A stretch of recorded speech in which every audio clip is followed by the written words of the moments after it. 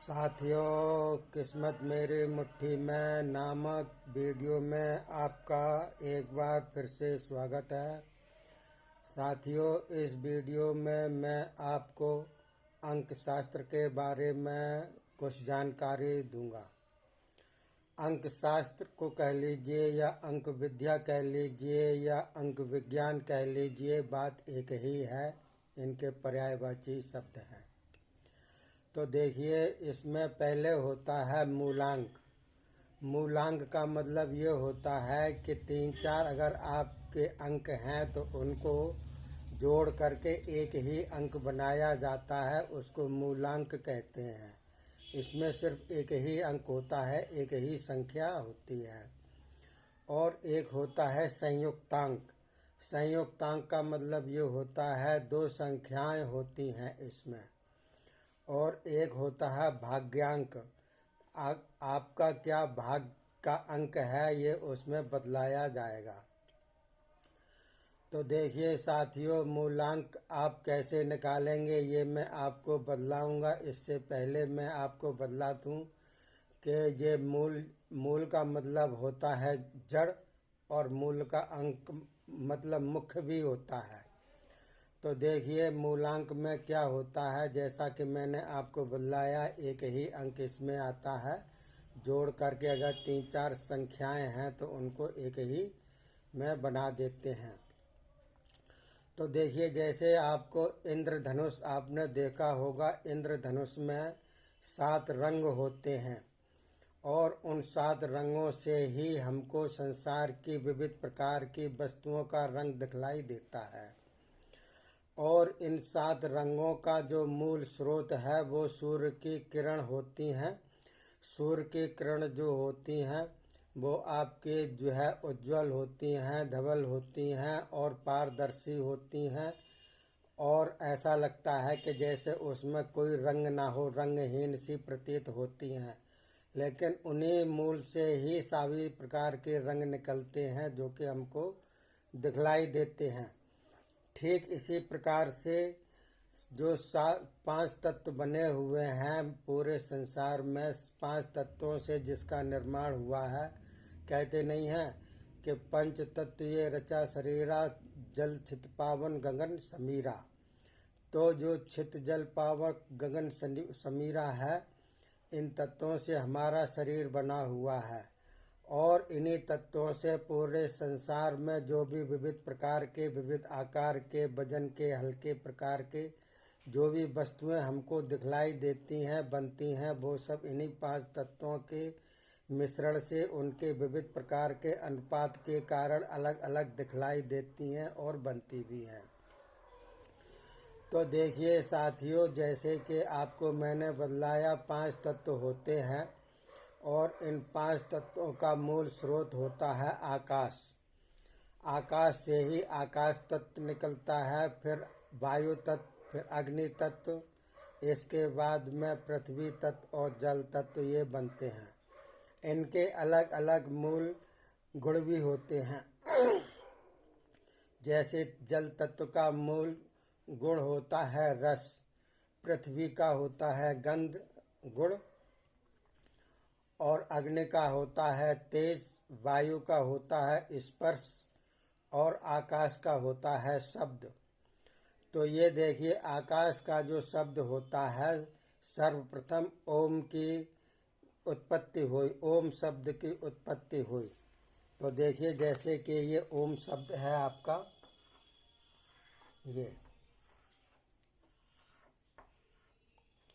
ये ओम शब्द की उत्पत्ति हुई। ये शब्द भी है और अक्षर भी है। और इसमें देखिएगा ये निराकार भी है, और इसमें ध्वनि भी है, तरंग भी है, और ये अजन्मा भी है। जब सृष्टि की रचना हुई शून्य से, शून्य को आकाश भी कहते हैं, क्योंकि उसका पर्यायवाची आकाश का शब्द होता है शून्य। तो ये शून्य से सर्वप्रथम ओम की ध्वनि निकली, और वो जो कि निराकार भी है, और ये बना हुआ है, ये अक्षर भी होता है और शब्द भी होता है अपने आप में। और ये अपने आप में पूर्ण मंत्र भी होता है। इसकी व्याख्या की जाए, इसका जो है किया जाए तो फिर इसको एक मोटी सी किताब बन सकती है और इसकी व्याख्या करने में बहुत टाइम लगेगा और हर कोई व्याख्या कर भी नहीं सकता है। मैं भी इसकी व्याख्या नहीं कर सकता हूँ, क्योंकि इसका जो है ये निराकार है और परम ब्रह्म परमात्मा का ये प्रतीक भी है। और देखिए जैसे कि आपका ये जो है चंद्र बिंदु बना हुआ है, लेकिन ये ओम की ध्वनि से जो उत्पन्न होता है इसको नाक के स्वर से नहीं बोलते हैं। और जितने भी हिंदी के शब्द बने हुए हैं उन सभी में अगर चंद्र बिंदी लगा दी जाए तो ये नाक के स्वर से बोले जाते हैं, लेकिन इस ओम को सिर्फ जो है नाक के स्वर से नहीं बोला जाता है, मुँह से बोला जाता है। ये इसकी एक विशेष खास बात है। और देखिए ये जो है जैसे कि मैंने ये 3 बने होते हैं, तो ये नीचे जो है पूँछ होती है 3 में, लेकिन इसमें जो है बीच में पूँछ बनी हुई है, इस प्रकार से पूँछ बनी हुई है। तो ये शून्य का आकार भी लेती है और ये जो है गैप दिया हुआ होता है। ऐसा प्रतीत होता है कि जैसे इसमें से ये गेट बना हुआ हो, सारी चीज़ें इसी से निकलती हों और फिर बाद में प्रलय के बाद में इसी में ही समा जाती हों, ऐसा प्रतीत होता है। तो ये ओम नाम सबसे बड़ा, ओम से बड़ा न कोई, जो इसका सुमरन करे तो दुख काहे को हो। किसी ने ये पंक्ति बहुत ही सही लिखी हुई है। तो देखिए मेरा मतलब कहने का ये है कि आकाश से शब्द की उत्पत्ति हुई, तो शब्द जो है उसका मूल है आकाश। तो देखिए आकाश को शून्य भी कहते हैं। तो देखिए शून्य जो है अंक में भी आता है शून्य। तो शून्य की उत्पत्ति आकाश से या आकाश को कहते हैं और अंक में भी शून्य होता है। इसके बाद में 1 2 3 4 फिर अनंत होते हैं अंक संख्याएं। तो देखिए उत्पत्ति अंकों की शून्य से ही होती है। शून्य से शब्द की उत्पत्ति हुई और शून्य से ही अंकों की उत्पत्ति हुई है। तो देखिए शब्द का और अंकों में कुछ ना कुछ मेल जोल होता है। जैसे मान लीजिए मैं आपको बतलाता हूँ, जैसे कि ये कोई भी जो है बिंदु बना हुआ है। अब इसके चारों ओर ये जो है आकाश फैला हुआ है, ऊपर भी फैला हुआ है, नीचे भी फैला हुआ है, दाएं भी फैला हुआ है, बाएं भी फैला हुआ है और पूरब पश्चिम उत्तर दक्षिण चारों तरफ इस बिंदु के चारों तरफ आकाश फैला हुआ है। और ये आकाश जो कि इन्फिनिटी है, अनंत है। अगर अनंत नहीं होता तो इसका हम क्षेत्रफल भी ज्ञात कर सकते, लेकिन चूँकि ये अनंत है इसलिए इसका क्षेत्रफल ज्ञात नहीं कर सकते। क्षेत्रफल भी इसका अनंत ही हुआ। तो देखिए इसको नापने के लिए हम क्या करेंगे, 0 से शुरू करेंगे। 0 अंक होता है ना, जिससे अंकों की उत्पत्ति हुई है, मैंने आपको बतलाया। तो देखिए यहाँ से अगर हम इसको नापेंगे वायुमंडल को, आकाश को, और यहाँ से यहाँ तक नापेंगे, तो देखिए ये जो है अंश या डिग्री कहते हैं, ये 90 अंश का बनाती है। 90 डिग्री या 90 अंश का बनाती है। और अगर यहीं से यहाँ तक आगे ले जाएंगे, इसको यहाँ तक ले जाएंगे, तो ये 180 अंश का बनाता है। और अगर यहीं से ले जा कर के पूरा यहाँ तक लाएंगे तो ये बनाता है 270 अंश का। और यहाँ से यहाँ तक ले जाएंगे तो ये बनाता है 360 अंश का बनाता है। ये डिग्री कह लो या अंश कह लो, बात एक ही है। तो देखिए इसका अगर हम मूल अंक बनाएंगे, जैसा कि मैंने आपको बतलाया है कि मूल अंक में सिर्फ एक ही अंक होता है, बाकी इसको प्लस करके जोड़ देते हैं। और शून्य चूँकि निराकार है, अनंत है, अविनाशी है, तो इसका कोई आकार नहीं है, ये निराकार है शून्य। तो शून्य को इसका कोई महत्व नहीं दिया हुआ है। तो देखिए इसका मूलांक हम कैसे बनाएंगे।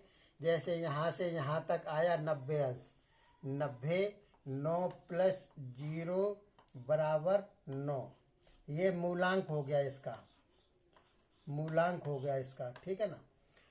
अब जैसे कि यहाँ से और यहाँ तक भी आता है 180 बनाता है, तो 180 1 प्लस 8 प्लस 0 बराबर 9, तो ये भी देखिए 9 बना हुआ है ना। इसी प्रकार से 270 अंश को कैसे बनाएंगे हम, 2 प्लस 7 प्लस 0 बराबर 9, ये भी 9 बना, ये भी अंक मूलांक 9 बनता है। और 360 को भी इसी प्रकार से हम बना सकते हैं, जैसे कि 3 प्लस 6 प्लस 0 बराबर 9। तो देखिए ये 9 जो है सर्वव्यापी है और सबसे शक्तिशाली है, इससे ज़्यादा अंक इसमें नहीं बनते हैं। 1 से लेकर के 9 तक अंक बनते हैं और 0 का कोई महत्व नहीं, इसलिए 0 इसको हटा दी गई है।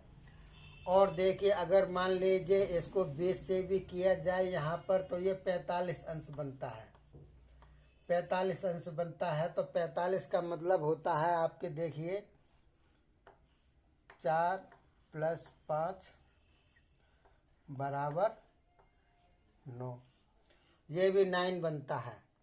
तो देखिए 9 सब में ही बन रहा है। अगर इसके बीच का भी अगर हम मान लीजिए डिवाइड करें, तो ये होता है कितना, ये होता है आपका 22 प्लस 5 0, अर्थात इसका मूलांक बनाएंगे तो कैसे बनेगा, 2 प्लस 2 प्लस 5 बराबर 9। तो इस प्रकार से ये जो है सभी चीज़ें बनती हैं। 9 इसमें सर्वाधिक है। तो देखिए 9 इसमें सर्वाधिक मैंने आपको बताया सबसे शक्तिशाली है, इसलिए ये अंग्रेजी की जो वर्णमाला हैं जिसमें 26 अक्षर होते हैं सब, तो इनमें 0 और 9 को नहीं लिया गया है, 0 और 9 को नहीं लिया गया है। 0 जो है वो भी परमात्मा का प्रतीक बतलाते हैं इसमें, और 9 जो कि सर्वाधिक है, सर्वशक्तिमान है, इससे बड़ा कोई अंक नहीं है। तो 9 को भी जो है ईश्वर के सुपुर्द में कर दिया गया है, उसका ही प्रतीक माना गया है, क्योंकि वो सर्वशक्तिमान है और 9 भी सर्वशक्तिमान है, इससे बड़ा कोई नहीं है और ईश्वर से भी बड़ा कोई नहीं है।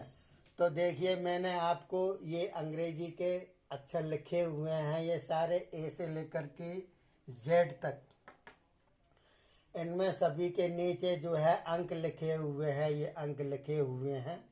तो इसमें ना तो 0 है और ना ही 9 है, ये अंक जो है बने हुए हैं आपके में। इसको आप मूलांक इसका बना सकते हैं। जैसे कि किसी का नाम राम है, तो राम को कैसे लिखेंगे, देखिए जैसे किसी का नाम राम है, R A और M, तो देखिए राम लिख दिया मैंने। तो राम के नीचे देखिए R कहाँ बना हुआ है, इसमें R ये बना हुआ है, R के नीचे 2 लिख दिया, प्लस A कहाँ है, A ये है, इसको 1 कर दिया, प्लस M, M के नीचे 4 अंक लिखे हुए हैं, ये 4 बना दिए। तो इसका मूलांक कितना हुआ, देखिए 2 और 1 3 और 4 7, इसका मूलांक हो गया ये 7। ऐसे बनाएंगे। जैसे कि मान लीजिए रहीम है, एक और हम आपको एग्जाम्पल देते हैं। जैसे रहीम है, R A H और इसको डबल E कर दीजिए। इसमें I भी बना सकते हैं और डबल E भी बना सकते हैं, जो भी आप अपने नाम में लिखते हैं वही स्पेलिंग आप लिख सकते हैं अपने नाम की। और उसका मूलांक बनाने की विधि मैंने बदला दी। इसका और एग्जाम्पल में बदला देता हूँ। जैसे आर के नीचे 2 है, ए के नीचे 1 है और प्लस एच कहाँ पर आया आपके देख लीजिए। ये एच के नीचे 5 बना हुआ है। 5 प्लस ई डबल ई के नीचे ये 5 बना हुआ है। 5 प्लस 5 प्लस और एम के नीचे बना हुआ है ये 4 कर दिया। इसको प्लस करेंगे तो कितना होगा बराबर 2 3 और 5 8 5 13 और 5 18 और 4 22 ये 22 होते हैं। तो देखिए इन 22 को भी हम करते हैं प्लस में बराबर 2 प्लस 2 ये बराबर हो गया 4।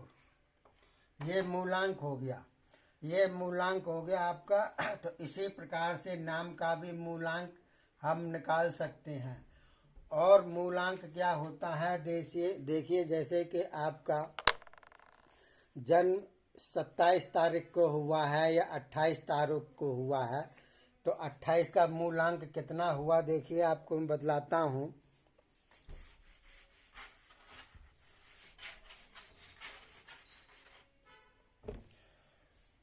जैसे ये 28 तारीख को किसी आदमी का जन्म हुआ है तो इसका मूलांक कैसे बनेगा 2 प्लस 8 इज इक्वल टू 10।